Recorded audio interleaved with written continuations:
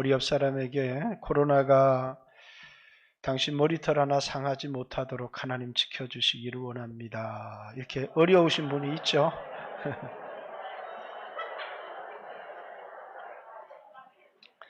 여러분 IQ가 코로나를 거치면서 많이 좋아진 것 같습니다. 예. 대구에 제가 청년 때 큰 교회가 아닌 자그마한 개척 교회였습니다. 자기 건물을 갖지 못한 그냥 2층 한 40평 정도 세를 내어서 이제 개척해서 겨우 성도들이 이제 30-40명 이렇게 모이는 교회였는데, 이 교회가 너무너무 선교를 하고 싶어서, 그래서 성도들이 힘을 모아서 선교사님 한 분을 이제 파송하기를 원했습니다. 그래서 이제 3분의 선교사님을 제가 오래되어서 나라는 생각이 안 나요. 아프리카 어느 나라였던 것 같은데, 선교사님 한 분을 보냈습니다. 이제 교인들은 자신들이 하나님의 일에 동참한 것에 대하여서 너무너무 감격하고 감사하는 마음도 가지고 있었고, 또 모일 때마다 그 보낸 선교사님을 위해서 기도하고 또 이렇게 했고, 또 파송된 선교사님도 아주 신앙의 열정이 뜨거운 분이어서 가서 처음에 선교를 너무너무 열심히 하고 잘했습니다. 그런데 이제 이분이 결혼을 하지 않은 처녀였어요. 근데 이제 3년, 4년 이분에게 선교 편지는 오는데 이제 한국에 나오지를 않으셔서, 그래서 어느 날 담임 목사님이 갑작스럽게 그 선교지를 한번 방문해 보고 싶은 생각이 들어서, 그래서 이제 말하지 않고 아마 담임 목사님이 선교지를 방문을 했던 것 같았습니다. 그런데 참 놀라운 게 뭐냐면, 그분이 그곳에서 열심히 선교하고 있을 거라고 생각을 했는데, 현지인과 결혼을 해서 두 아이를 출산을 하고 살고 있었던 거예요. 그리고 보니까 예배를 드리지도 않고, 또 이제 선교 편지는 왔었는데 또 필요할 때 어떤 사역을 한다고 하면서 헌금을 보내주기를 원해서 이렇게 했는데, 보니까 이게 돈으로 지어진 교회들은 전부 다 개인의 선택으로 사용하고 있었고, 그러나 현지인과 결혼을 해서 아이를 낳고 그렇게 살고 있었습니다. 목사님도 충격이었고 교회도 큰 충격에 빠졌죠. 결혼을 한다라고 하는 것 자체가 잘못된 것은 아닙니다. 누구든지 결혼할 수 있고, 그렇지만 이제 교회가 그곳에 이분을 보낸 것은 이제 영혼을 구원하고 예배를 드리고 선교의 사역을 하기를 원해서 그를 보냈는데, 이분은 교회가 힘을 모아 자신을 보낸 목적은 상실해 버렸고, 그리고 이제 외로웠겠죠. 처음에는 뜨거운 열정으로 시작을 했습니다. 가서 1년, 2년 사역하다 보니까 외롭고 힘들었을 겁니다. 현지인 남성과 사랑에 빠졌고, 그리고 이제 결혼을 해서 아이를 낳고 살다 보니까 그만 선교의 일은 잊어버리고 이제 돈이 필요할 때마다 또 이제 한국에 있는 교회들로부터 요청을 하고, 또 이제 한국에서 보내준 그 많은 물질들이 그들의 삶을 안락하게 하고 편안하게 만들어 주었던 것이죠. 뭐 이후에 이분들이 어떻게 되었는가 하는 얘기는 알고 있지만 뭐 그 얘기는 하고 싶지 않습니다만은, 어찌되었든 오늘 본문은 가나안 전쟁을 알지 못하는 자들이라고 하는 말이 두 번에 걸쳐서 등장합니다. 1절에 여호와께서 가나안의 모든 전쟁을 알지 못하는 이스라엘을 시험하려 하시며, 가나안 전쟁이라고 하는 이 말은 성경 전체 여기에서만 등장합니다. 가나안 전쟁이라는 게 뭘까? 2절에도 이스라엘 자손의 세대 중에 아직 전쟁을 알지 못하는 자들에게 그것을 가르쳐 알게 하려 하사 남겨두신 이방 민족들은, 이렇게 이스라엘 전쟁을 알지 못하는 자들을 시험하려고 했다. 이스라엘 전쟁, 가나안 전쟁을 알지 못하는 이스라엘 백성들을 가르치려고 이런 민족들을 남겨두셨다. 이렇게 얘기를 하는데, 자, 가나안 전쟁이라고 하는 것을 알지 못한다라고 하는 말은 그냥 앞 세대에 이 전쟁에 참여했던 사람들은, 경험했던 사람들은 아는 사람이고, 이제 이 땅에 들어와서 태어난 사람들은 가나안 전쟁을 경험하지를 못했기 때문에 가나안 전쟁을 알지 못하는 사람이다 이렇게 생각할 수 있지만, 이제 그런 의미로 쓴 게 전혀 아니라는 거예요. 왜? 세대적으로 그냥 나는 가나안 전쟁을 경험하지 못한, 우리는 6.25를 경험하지 못한 세대입니다 하듯이 그냥 6.25를 경험하지 못했다라는 얘기가 아니라, 하나님은 그들에게 가나안 전쟁을 가르치려고 하셨다 이렇게 얘기를 합니다. 그러면 이 가나안 전쟁이라고 하는 것에 특별한 의미를 가지고 있는 것이죠. 가나안 전쟁이라고 하는 게 뭘까? 이스라엘 백성이 가나안 땅을 침공해서 중부 지역, 남부 지역, 북부 지역 세 번의 연합군 전쟁을 통해서 큰 승리를 거두었습니다.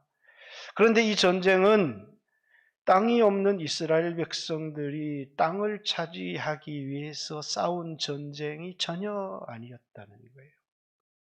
다윗의 전쟁도 마찬가지입니다. 욕심 때문에, 야망 때문에 그 땅을 차지하기 위한 전쟁이 전혀 아니었어요. 이 전쟁에 자신의 야망이나 이 전쟁에 자신의 욕심이 들어가면 여지없이 이 전쟁은 실패하고 말아요. 그래서 여리고를 칠 때 아간이라고 하는 자가 이 전쟁에 자신의 욕심이 개입되니까 그만 이스라엘 백성들이 아이성 전투에서 계속해서 패배를 하게 됩니다. 왜? 이 전쟁의 성격이 뭐냐면, 땅이 없는 이스라엘 백성들이 그 땅을 차지하기 위한 전쟁이 전혀 아니었다는 거예요. 이 전쟁은 이스라엘과 가나안의 전쟁이 아니라 하나님과 죄의 전쟁이었다는 것입니다. 하나님께서 죄를 멸하시기 위해서, 그래서 이제 가나안 땅의 이 7 족속들의 죄가 관영하기를 기다린 겁니다. 하나님은 이스라엘 백성들을 애굽에서 400년, 430년을 그들을 두신 이유가 뭐냐면, 약속이, 하나님의 약속 자체를 지키는 어떤 타임이 있었던 것이 아니라 가나안 땅에 죄가 관영하기를 기다리셨어요. 그들의 죄가 가득 차서 하나님의 심판의 때가 이르렀을 때 하나님은 이스라엘 백성들을 자신의 대리자로, 그러니까 이스라엘 백성들은 하나님의 군대가 되어서, 하나님의 대리자가 되어서 가나안 땅 죄악된 백성을 몰아내는 그런 하나님의 손에 붙들린 도구, 그래서 이 군대를 하나님의 군대 이렇게 이야기를 하는 것입니다. 그들은 하나님의 군대로서 이제 사명을 받은 거예요. 그 땅에 가서 뭐 하라고요? 이제 그 땅에 있는 가나안 족속들을 멸하고 이제 그 땅에 하나님 나라를 세우라고 하나님이 보내신 하나님의 군대였다라는 사실이에요.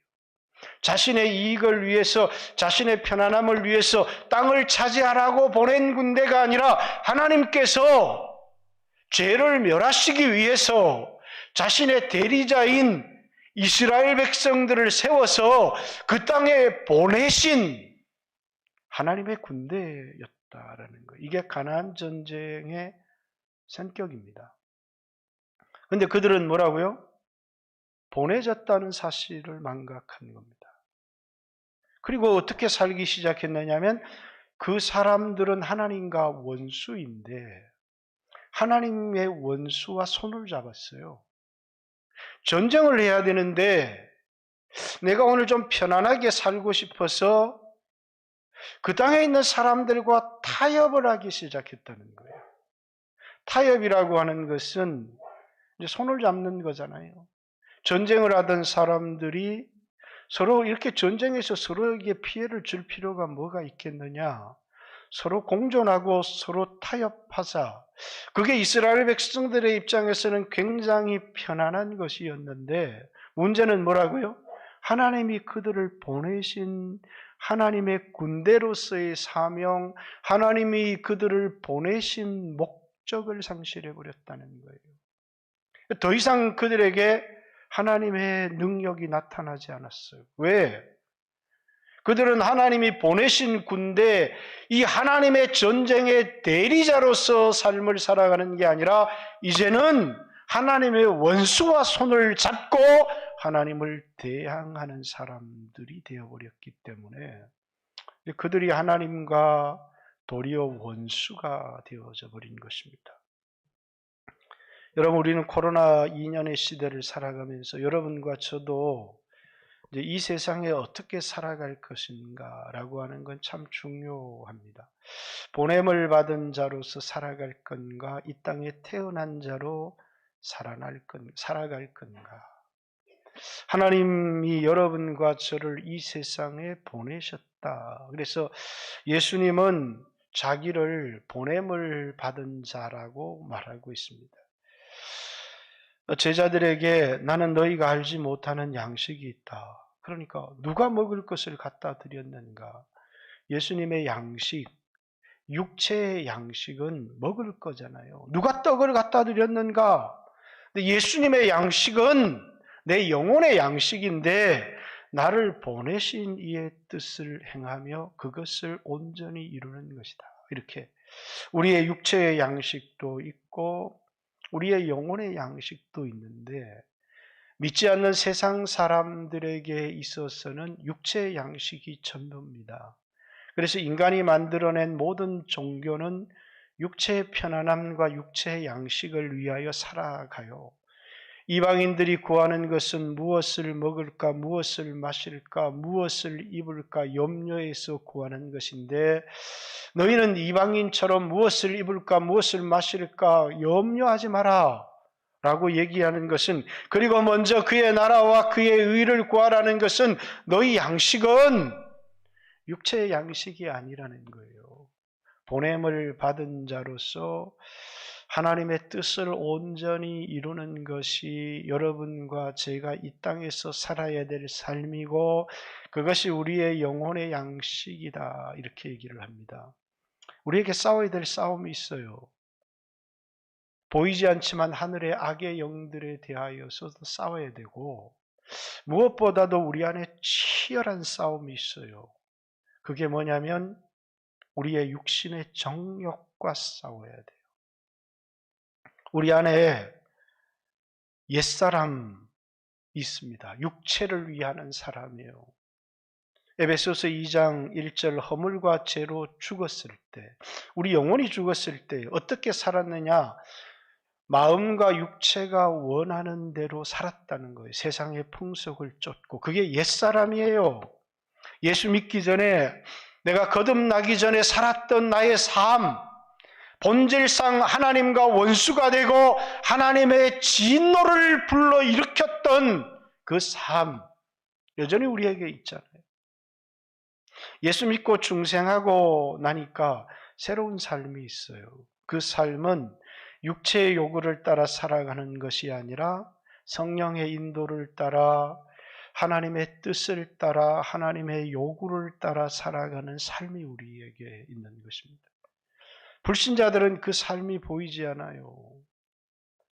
출애굽기 17장에 보니까 이스라엘 백성이 목말랐어, 물이 없었어 막 부르짖는데 하나님께서 모세에게 그 반석 위에 내가 너를 대면하여 서리니 내리치라는 거예요. 모세의 그 막대기로 내리쳤더니 거기서 르비딤의 반석에서 샘물이 솟아났어요. 예수 그리스도의 십자가의 고난을 통해서 우리에게 주실 성령을 말하는 것이죠. 예수 믿고 나서 성령을 받고 나니까 눈이 밝아지기 시작한 거예요. 다시 눈을 뜨기 시작한 거예요. 육체의 눈이 아닌 영적인 눈을 뜨고 나니까 갑자기 아말렉이 보이기 시작했어요. 그 아말렉은 뭡니까? 우리의 육신의 원수입니다. 우리의 육신의 정욕이고 우리의 영혼의 원수입니다. 그래서 그 아말렉과 싸우는데, 이 아말렉은 뭐 칼을 들고 싸우는 게 아니라 모세의 손이 올라가면 이스라엘이 이기고 모세의 손이 내려오면 아말렉이 이기고, 이 전쟁은 영적인 전쟁이라는 것을 우리에게 얘기를 하는 것입니다. 기도하면 적이 분명하게 보이고 그 적과의 전쟁에서 우리가 이기고, 그리고 어느 순간 영적인 깊은 잠에 빠져버리면 싸워야 될 적이 안 보이는 거예요. 그래서 이 세상에서 돈을 벌기 위해서, 세상에서 편안하기 위해서 열심히 싸우는데 정작 싸워야 될 영적인 싸움이 우리에게 있고 우리에게 영적인 원수가 있는데 그 원수가 안 보여요. 그래서 그만 내 안에 있는 육신의 정욕이 아말렉인데 그게 난 줄 알고 살아가는 거. 이건 내 원수인데, 하나님의 원수인데, 본질상 진노에 하나님의 진노를 불러일으켰던 옛사람, 그 사람인데 그것이 난 줄 알고 살아가요. 왜? 그만 성령의 기름 부음이 거치니까 눈이 어두워졌어. 내가 누군지를 구별을 못하는 거야. 난 거듭난 영혼이 납니다. 육체는 내가 사는 집과 같은 거예요. 그런데 그만 육신의 정욕을 따라 살아가는 그게 난 줄 알고 불신자처럼 거듭나지 못한 사람들처럼 살아가기 시작하는 거예요. 무서운 타협이 어떻게 이루어지느냐? 예수를 믿고 나면 우리 안에 갈등이 생겨요. 우리 안에 두 마음이 있거든요.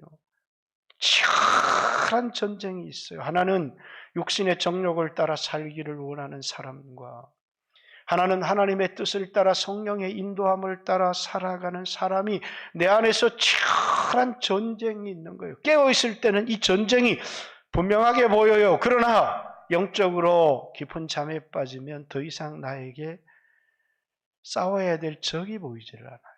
왜? 옛사람이 나갔거든요.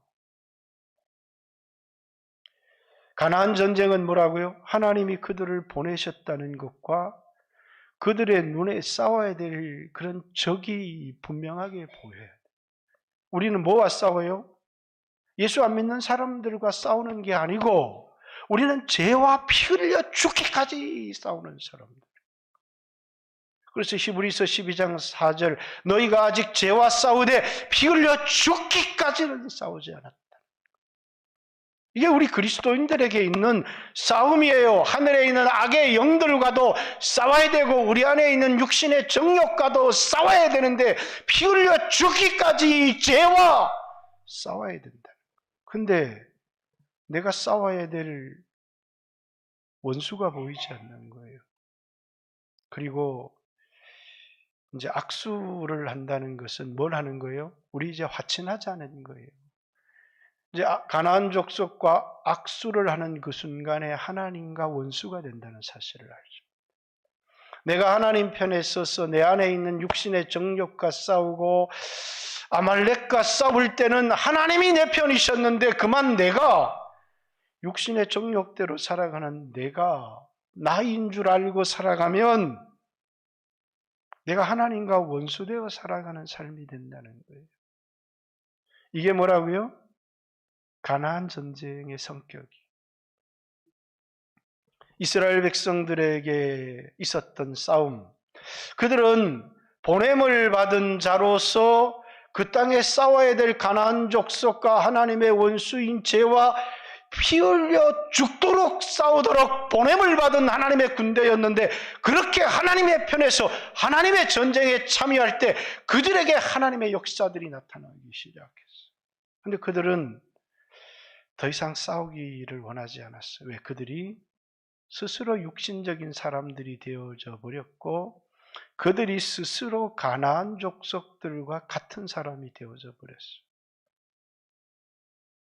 여러분, 오늘날에는 평화협정이 있어요. 그래서 우리 이제 더 이상 전쟁하지 맙시다. 지금 뭐 우크라이나에서도 전쟁의 소리가 들려오는데, 어제 미국 대통령과 러시아 대통령이 통화를 했다는, 통화로 담판을 지었다, 이런 얘기가 오늘 기사로 나오는 것을 본 적이 있습니다. 그렇듯이 여러분과 저에게 있어서도 이제 싸울 것인지 타협할 것인지라고 하는, 내가 영적인 사람이요 성령의 기름 부음을 받은 사람이요 하나님의 편에 선 사람이라면 싸울 것이에요, 죄와. 그러나 내가 하나님의 반대편에 서서 세상에서 편안하기를 원하는 사람은 타협과 공존의 길을 택할 것입니다. 오늘 코로나 시대 가운데서도 여러분과 저에게 싸울 건지 공존할 것인지의 기로에 서 있는 겁니다. 그런데 옛날에는 화친의 가장 좋은 방법이 뭐였느냐면 결혼이었어요. 결혼하겠다는 이야기는 뭐예요? 내 딸이 그쪽 집에 가고 그쪽 딸이 우리 집에 오면서 이제 우리는 한 식구가 되는 겁니다. 그래서 뭐라고요? 이제 우리 더 이상 싸우지 맙시다. 그래서 서로 이제 결혼을 하고 동원을 하고, 그래서 이제 우리 이제 한 식구 아닙니까? 이렇게 우리 이제 한 식구 아닙니까? 하고 한 식구가 되는 그 순간에 옛사람과 새사람을 구별하지 않고 뭐 하나 아닙니까?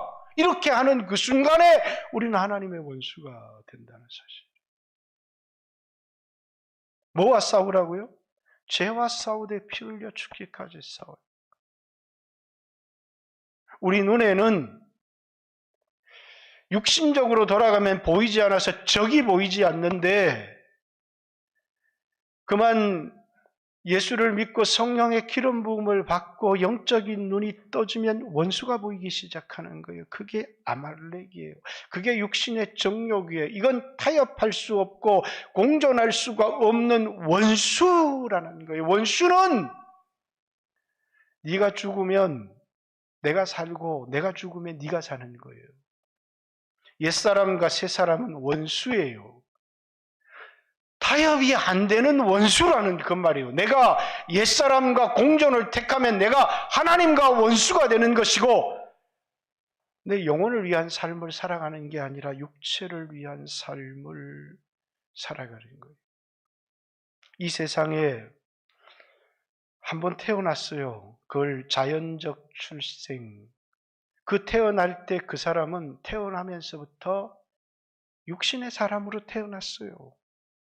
그래서 네가 하나님 나라에 들어가려면 두 번 태어나야 된다. 어떻게 태어납니까?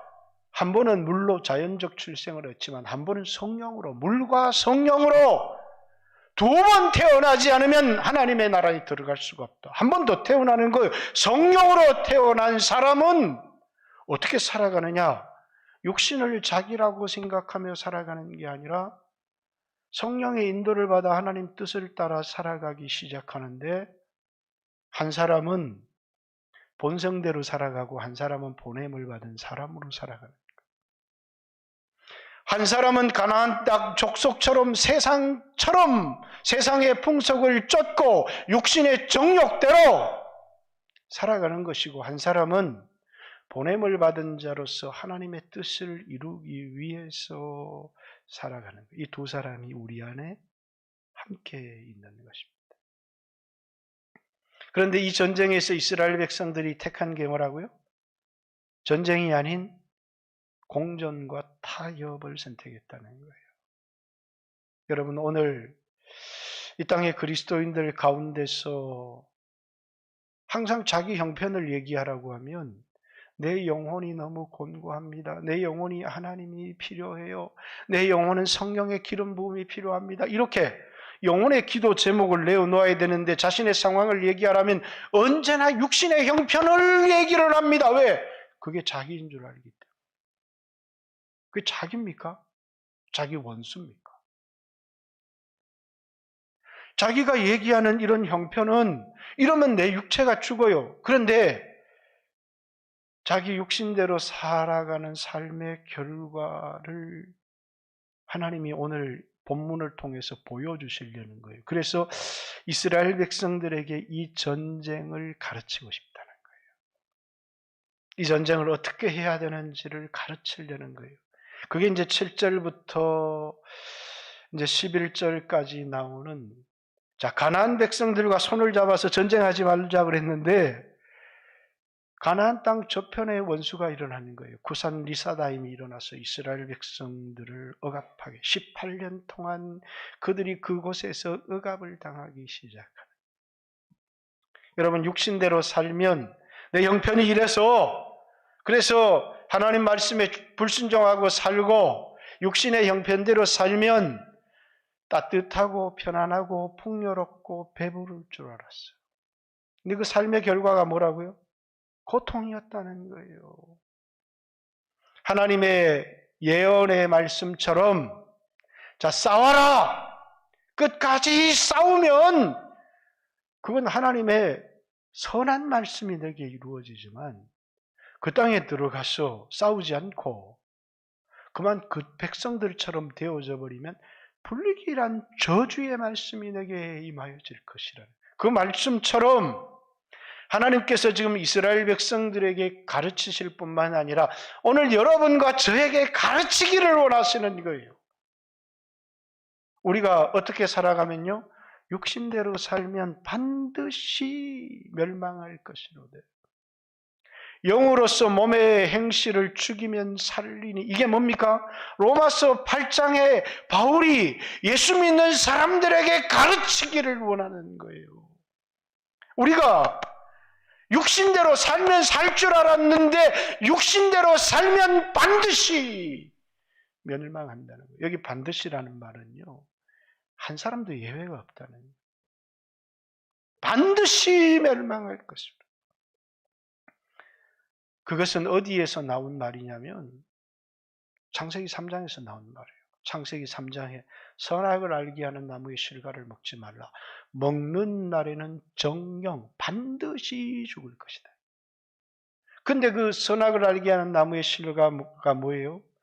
보암직도 하고 먹음직도 하고 지혜롭게 할 만큼 탐스러운 열매. 우리의 육신의 정욕, 안목의 정욕, 이생의 자랑들을 불러일으키는, 그래서 육신의 정욕대로, 안목의 정욕대로, 이생의 자랑을 따라 그게 나인 줄 알고 살면 반드시 죽는다는 거예요. 그걸 가르치고 싶은 거예요. 그게 누구와의 전쟁이었어요?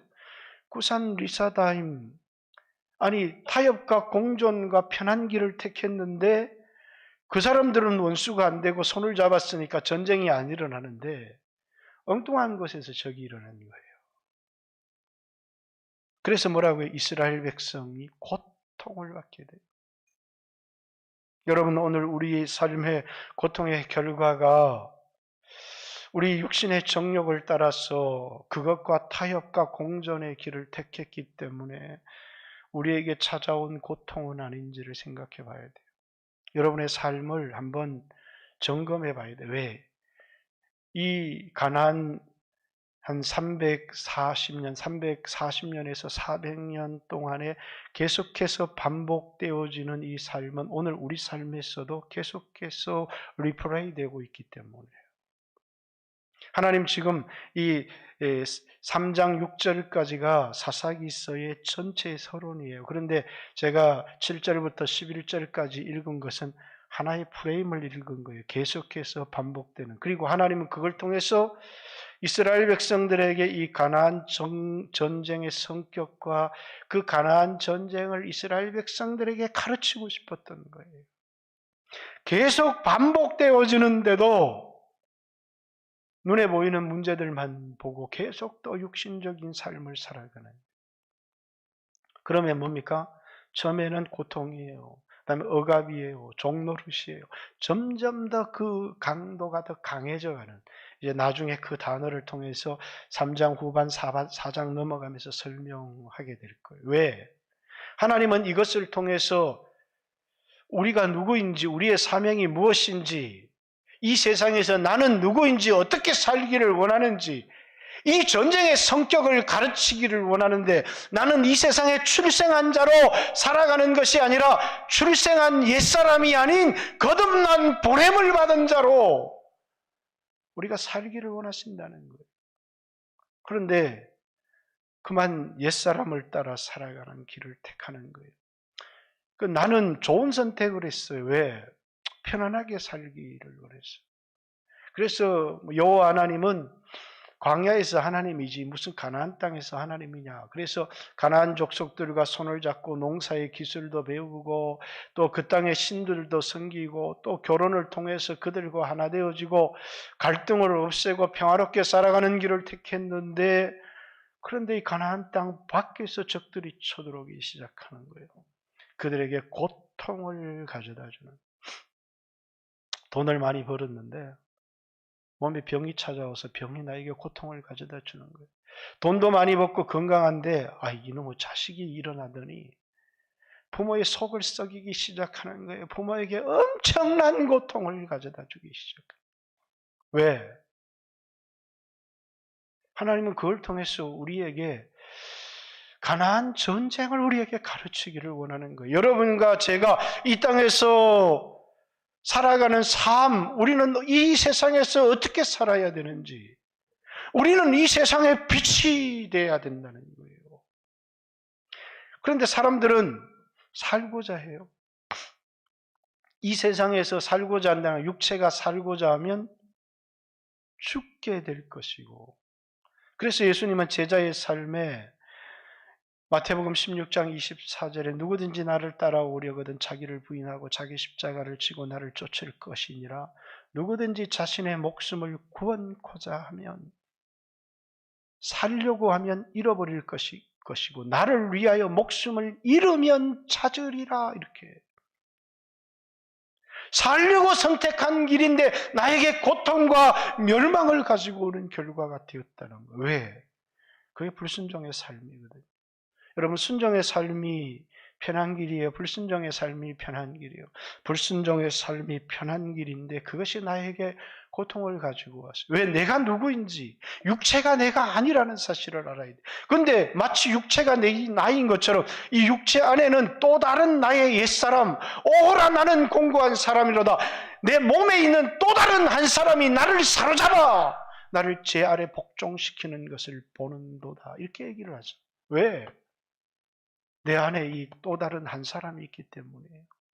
그게 나라고 착각해서는 안 돼요. 그건 십자가에 못 박아야 될 사람이라는 거예요. 그래서 누구든지 나를 따라오려면 자기를 부인한다는 말도 십자가를 지라는 말도 마찬가지예요. 십자가라는 어떤 사명을 감당하라는 말도 이야기도 있지만 십자가는 형틀이에요. 자기 옛사람을 거기 못 박으라는 겁니다. 로마서 6장의 말씀에 우리가 그리스도와 함께 죽고 그리스도와 함께 장사되었다는 거예요. 뭐가 죽었다는 거예요? 내 영혼이요? 아니에요.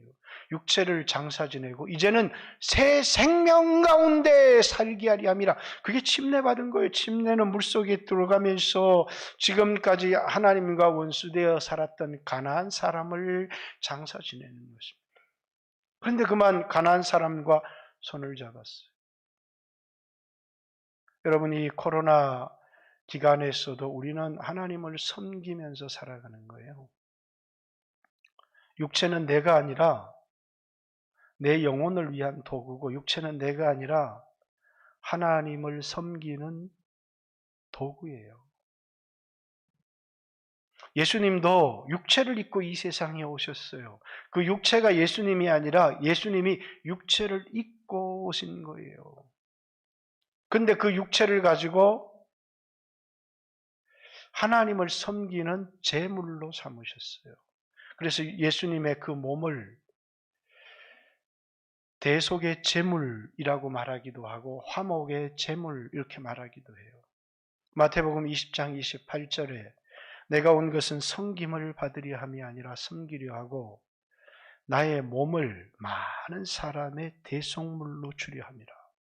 우리 몸도 마찬가지예요. 이 몸이 내가 아니고 이 몸은 하나님을 섬기도록 하나님이 우리에게 주신 도구예요. 너희 몸을 하나님이 기뻐하시는 거룩한 산 제물로 드려라. 이것은 너희에 드릴 영적 예배다. 너희 몸을 의의 병기로 하나님께 드려라. 너희 몸은 핏값 주고 산 것이 되었으니 너희 몸으로 하나님께 영광을 돌려라. 몸은 도구예요. 그런데 우리는 그만 이 몸이 나인 줄 알고 사는 겁니다.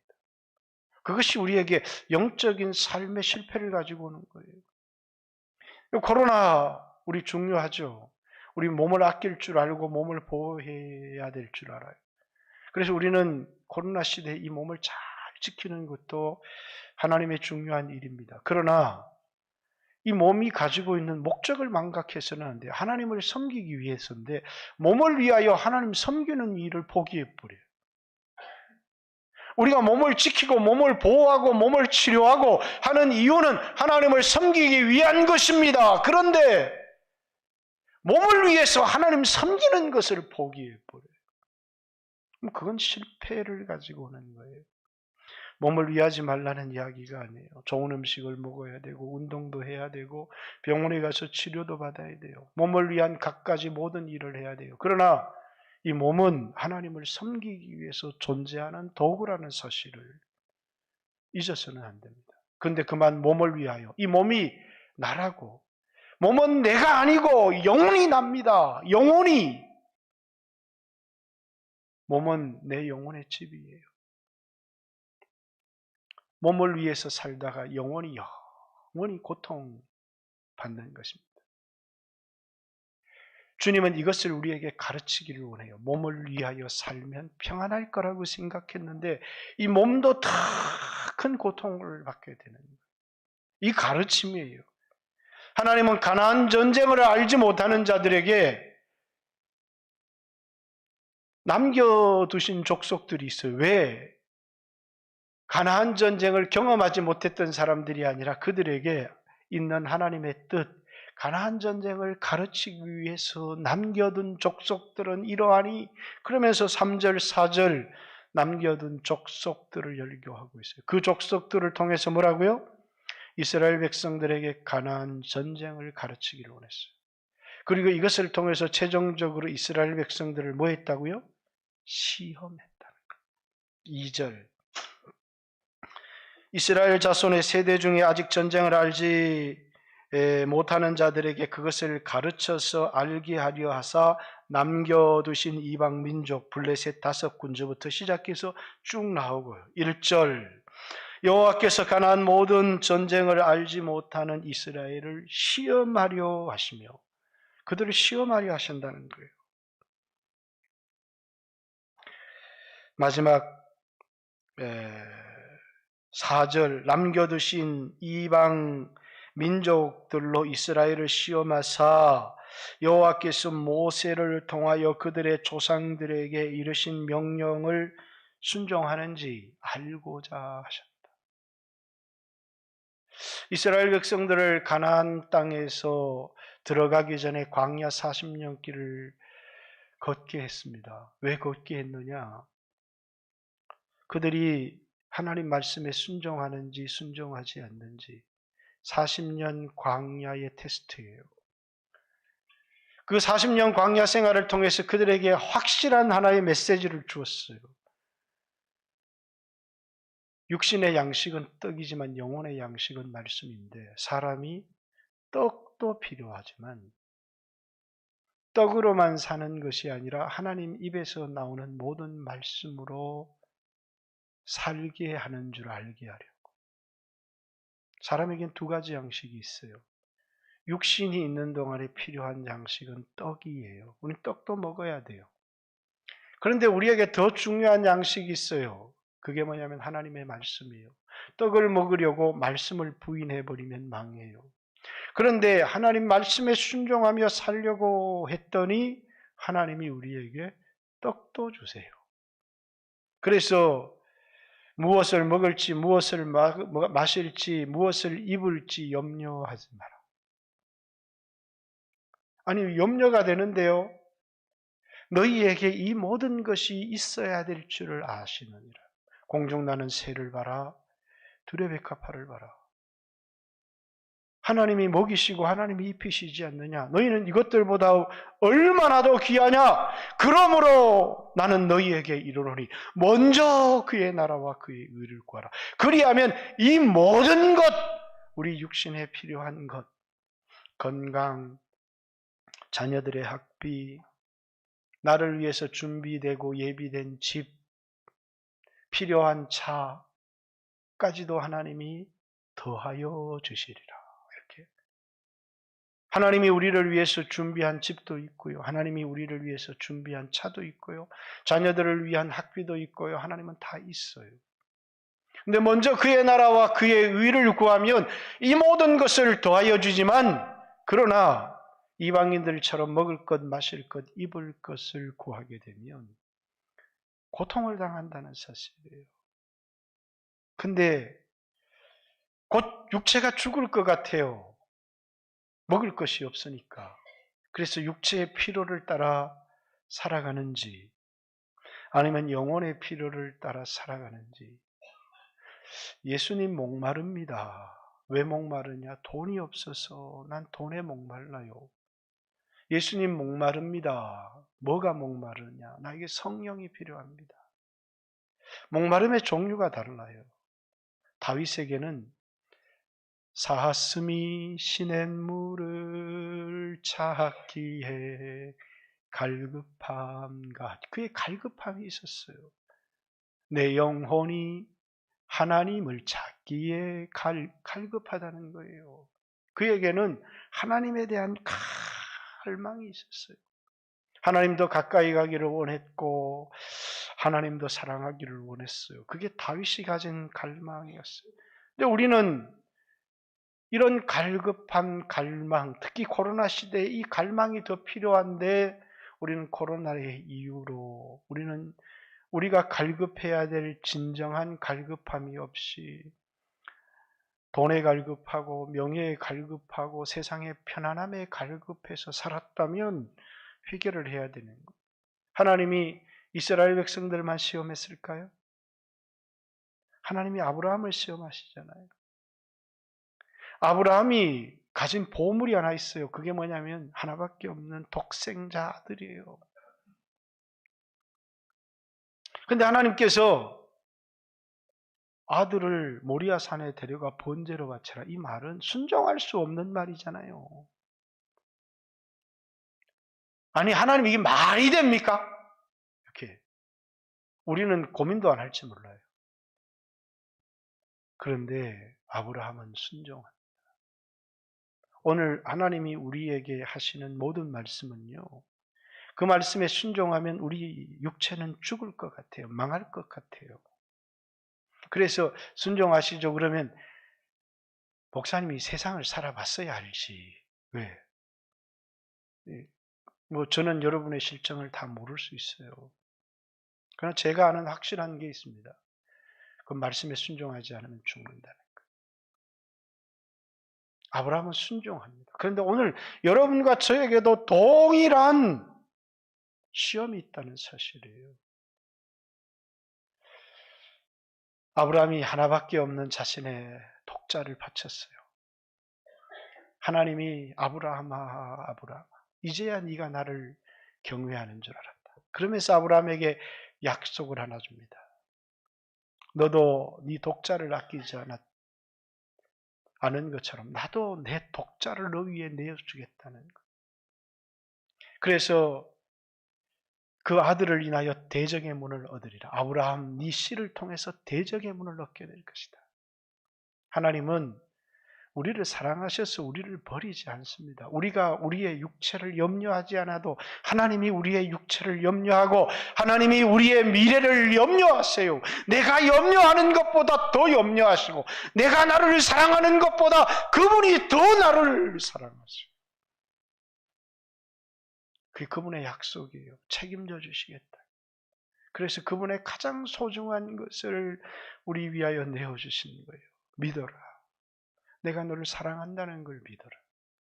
내가 너에게 하는 이 말은 너를 망하게 하려고 하는 게 아니야. 너에게 준 모든 계명은 너를 살리려고 준 계명이지 너를 망하게 하려고 준 계명이 아니다는 거예요. 주님이 나를 사랑한다는 것을 믿고 주님을 사랑하는 사람은 계명이 쉬워요. 그러나 주님이 나를 사랑한다는 것이 늘 의심이 돼요. 또 나를 이용하려고 하는 모양이다. 왜? 사랑받지 못한 마음이 그래요. 은혜 받지 못한 마음이 늘 그래요. 그래서 늘 의심해요. 그리고 주님의 말씀에 순종하지 못해요. 사랑하는 성도 여러분, 나보다 나를 더 사랑하는 분, 나보다 나를 더 염려하시는 분, 나보다 나를 더 잘 아시는 분이 있다는 사실을 잊지 마십시오. 그분이 주시는 모든 말씀은 우리 영혼을 위한 말씀일 뿐만 아니라 그 말씀에 순종할 때 우리 육체는 살아요. 그러나 그렇게 하지 못하고 내 육체가 살기 위해서 살게 되면 죽지는 않겠죠. 고통을 당해요. 끊임없는 고통. 그래서 돈은 가졌는데 자식이 고통을 주고, 자식은 잘 된 것 같은데 건강에 고통을 주고, 끊임없는.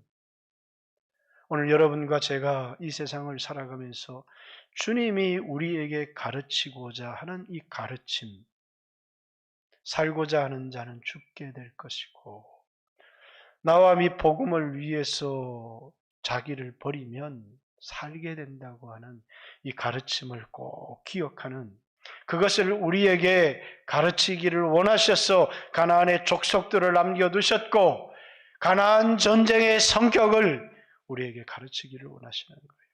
태어난 사람으로 살지 않고 거듭난 사람으로, 보냄받은 사람으로 살아가는 귀한 하나님의 백성들이 되시기를 주님의 이름으로 축복합니다. 같이 한번 주여 하신 후에 하나님 앞에 간절히